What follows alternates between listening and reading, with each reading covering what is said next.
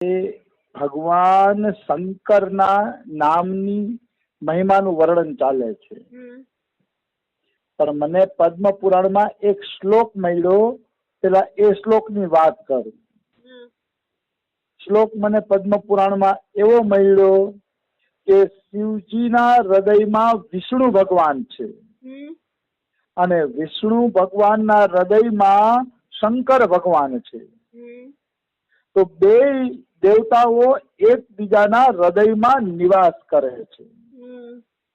તો ભક્ત એમ કહે છે જો ખરેખર બે ભગવાન એકબીજાના હૃદયમાં નિવાસ કરતા હોય એવી મારી દ્રઢતાપૂર્વક ધારણા હોય અને દ્રઢતાપૂર્વક વિશ્વાસ રાખીને હું એવું માનતો હોય કે બે ભગવાન એકબીજાના હૃદયમાં રહે છે, તો આ ધારણાથી જ મારું કલ્યાણ થઈ જાય. મતલબ એનો અર્થ એમ થયો કે શિવ અને વિષ્ણુને જે એક માને છે અને દ્રઢ ધારણાથી એક માને છે કે ના એક છે જ, તો આ ધારણા માત્રથી એ જીવનું કલ્યાણ થઈ જશે નિશ્ચિત, એમાં કોઈ શંકા નથી. એટલે ભગવાન શિવમાં અને વિષ્ણુમાં કે રામ અને કૃષ્ણમાં ભેદ કરવા જોઈએ નહીં. આ બધા તગડા શાસ્ત્રીય પ્રમાણ છે.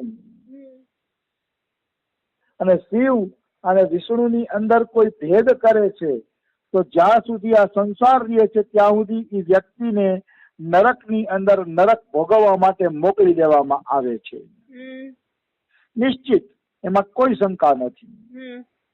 અને મહાદેવ તો મહાદેવ છે અને વિષ્ણુ વિષ્ણુ છે, પણ છે અંદરથી બે એક જ. એટલે એમને અલગ માનવા જોઈએ નહીં. કારણ કે હવે જો ભગવાન શંકરનો મહિમા છે તો સાથે સાથે એ પણ જાણી લેવું જોઈએ કે બે એક જ છે. નકર શું થાય ભાઈ, શંકરને માનવા વાળા વિષ્ણુ ભગવાન વાળાની નિંદા કરી રાખતા હોય અને વિષ્ણુ ભગવાનને માનતા હોય શંકર ભગવાનની નિંદા કરી રાખે કે એ બરોબર નથી ના બરોબર. એવું કઈ છે જ નહીં, આ અજ્ઞાનતા જ છે. નિંદા કરવી, રાગદ્વેષ કરવા, આ અજ્ઞાનતા સિવાય કઈ છે જ નહીં. તત્વથી ભગવાન એક જ છે. હું તો જેમ જેમ શાસ્ત્ર વાંચું છું અને પ્રમાણો મળે છે ત્યારે મને એમ થાય છે કે બધા એક જ છે. હા, કોઈ તમને ઈષ્ટ ગમતા હોય અને એના ચિંતનમાં તમે હૃદયને ડુબાડી રાખો તો એનો મને કોઈ વાંધો નથી, પણ કોઈ પણ ભગવાનનો અનાદર થવો ન જોઈએ, એક જ માનવા જોઈએ. એમાં તો હું દ્રઢ છું અને કાયમી માટે દ્રઢ રહીશ. આવી વસ્તુ છે. હવે આપણે મહાદેવના નામ મહિમામાં પ્રવેશ કરીએ. એમ કે આ નામ મહાત્મ્ય, શિવજીના નામનું મહાત્મ્ય સમસ્ત પાપોને હરણ કરવા વાળું છે. ખાલી શિવજીના નામનો મહિમા પણ કોઈ સાંભળી લે છે ને તો એના તમામ પાપોનું હરણ થઈ જાય છે.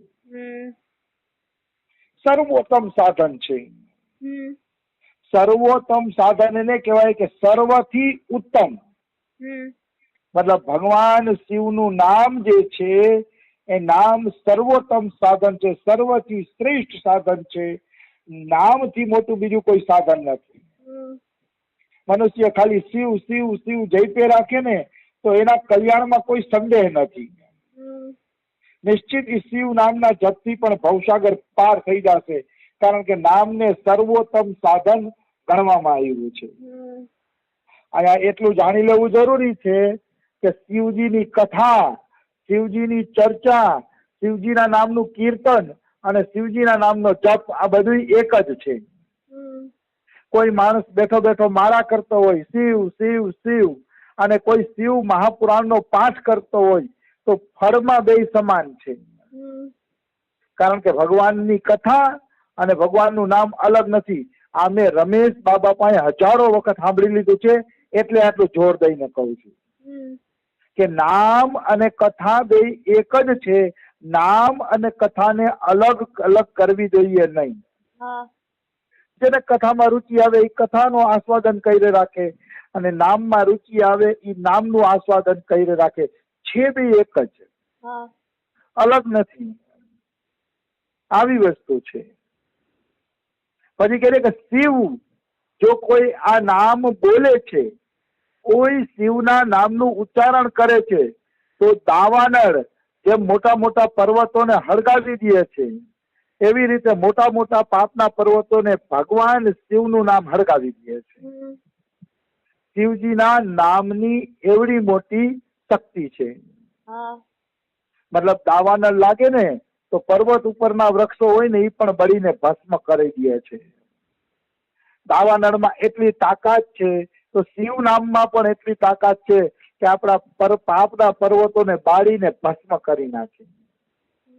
એટલી બધી શિવ નામની તાકાત છે. કોઈ ભગવાન શિવનું નામ, અહીંયા શિવ નામની મહિમા આપી એટલે શિવ જ જપવું એમ નહીં હો. પાછું શિવ જપો કે મહાદેવ જપો કે પછી ભોળેશ્વરાય શિવ જપો કે વ્રજેશ્વરાય શિવ જપો કે જે તમને શિવજીનું નામ ગમે એ બધાય નામનો હરખો મહિમા છે.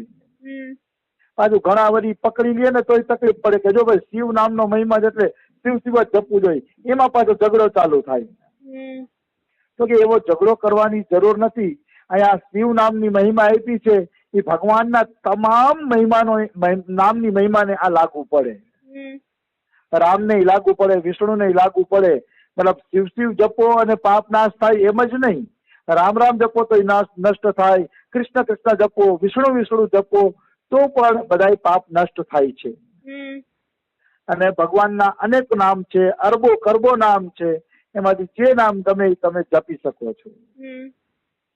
પણ અહીંયા આપણે શિવનો નામ આધાર બનાવીને આપણે નામ મહિમા લઈએ છીએ. પછી હું કે છે કે હું સત્ય કઉ છું કે શિવ નામ બધાય પાપોને બાળી નાખે છે. આ સત્ય છે, એમાં કોઈ પણ પ્રકારનો સંશય નથી. પછી કે સૌનક पाप मूलक जो नाना प्रकार के दुख है वे एकमात्र शिव नाम से नष्ट होने वाले हैं. मतलब पाप છે ને એ દુઃખનું મૂળ છે. મનુષ્ય નાના મોટા પાપ તો કરતો હોય છે. પાપ કરવા ટાણે વિચાર નથી કરતો, પણ પાપ છે ને એ દુઃખનું મૂળ છે. પાપમાંથી એવા દુઃખના ફૂલ ખીલશે ને કે એ દુઃખના ફૂલ, દુઃખના કાંટા તમને જ પછી ચૂભોશે અને તમારે એ કાંટાને સહન કરવા પડશે. તો આનો કોઈ ઉપાય નથી. ભાઈ પાપ તો થઈ ગયા આનો આગળ આપણાથી, અને એના કાંટાવાળા ફળ ઉગી નીકળ્યા, પણ એ કાંટા જો આપણે સહન ન કરવા હોય તો શું કોઈ ઉપાય નથી? તો જે એક ઉપાય છે, શિવજીના નામનો જપ કરો. જો શિવજીના નામનો જપ કરશો તો તમારા પાપ કાંટા રૂપે ઉગી ગયા હશે ને તો એ કાંટા તમને ચોટી નહીં શકે, એ કાંટા તમને ચૂભી નહીં શકે, કારણ કે તમે ભગવાનના નામનો આશ્રય લઈ લીધો છે. એટલે ભગવાન નામનો આશ્રય લેવાથી, શિવ નામનો આશ્રય લેવાથી પાપ જો વૃક્ષ બનીને બહાર આવી ગયા છે ને તો એ આપણે કરડશે નહીં. એટલો બધો નામનો પ્રભાવ છે. મતલબ એનો અર્થ એમ થયો કે માનો આપણું પ્રારબ્ધ લખાઈ ગયું છે કે આ જીવે આટલા પાપ ભોગવવાના છે અને એ પાપના કારણે આટલું દુઃખ આવશે, એટલે આપણા પાપનું રક્ષણ બની ગયું, કારણ કે હવે આપણે એ દુઃખ ભોગવવાનું છે. પણ જો એ દુઃખ ન ભોગવવું હોય તો ભગવાનના નામનો જપ કરો. ભગવાનના નામનો જપ કરવાથી એ પાપ તમારે ભોગવવા પડતા નથી. આવી વસ્તુ છે.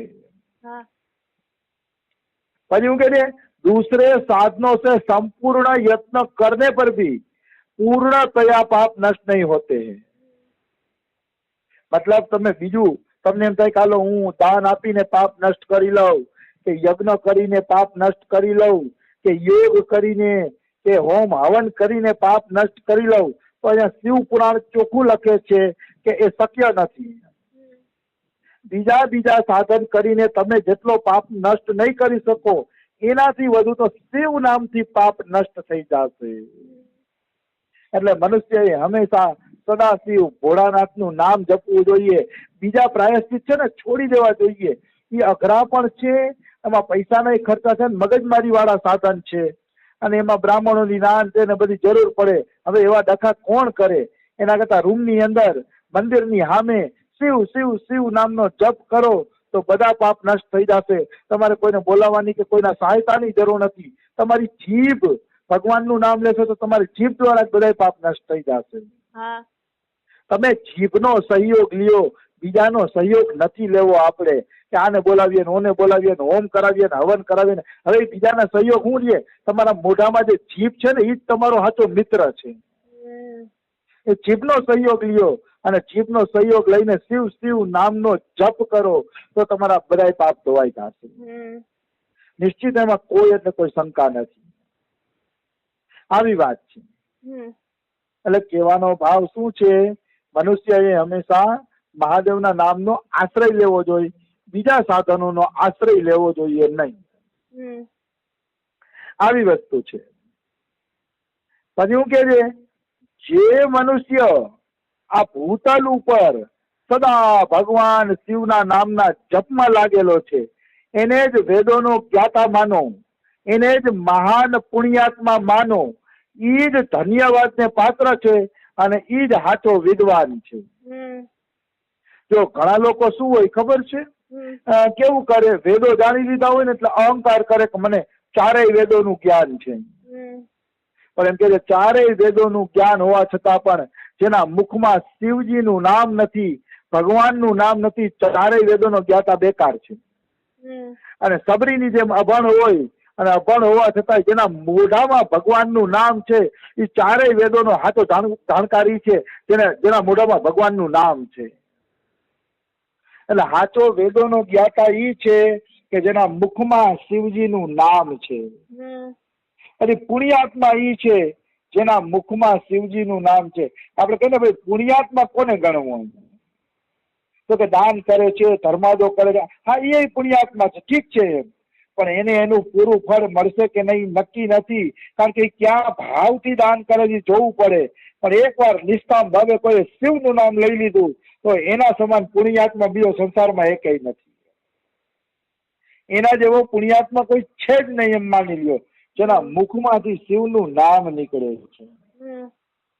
એટલે પુણ્યાત્મા એને જાણવું અને ધન્યવાદનો પાત્ર એ છે. આપણે એવું કરી કોઈ નિશાળમાં પહેલો નંબર લઈ આવે ને તો આપણે ધન્યવાદ દેવા જાય કે ધન્યવાદ હો તમે નિશાળમાં પહેલો નંબર લીધો. સારી વાત છે, લીધામાં કઈ ખોટું નથી. પણ સાચો ધન્યવાદનો પાત્ર એ છે કે જેના મુખમાંથી ભગવાનનું નામ નીકળે છે. બાકી કોઈ ધન્યવાદના પાત્ર નથી. કોઈ ડોક્ટર બની જાય